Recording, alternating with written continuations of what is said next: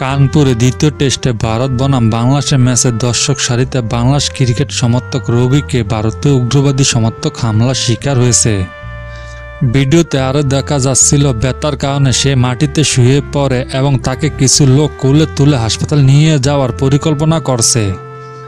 Tiger রবিকে বলতে শোনা যায়, আমাকে মেরে ফেলল, বাংলাদেশের পতাকা উড়ানো বন্ধ করব না, ভারতের বুকে বাংলাদেশের পতাকা উড়বে। কানপুর টেস্টে টাইগার রবিকে ভারতীয় দর্শক মারধর ও হেনস্থা করা হলে পরে স্থানীয় পুলিশ তাকে হাসপাতালে নিয়ে যায়। এর আগে আরেকবার হামলার শিকার হয়েছিল টাইগার শোয়েব।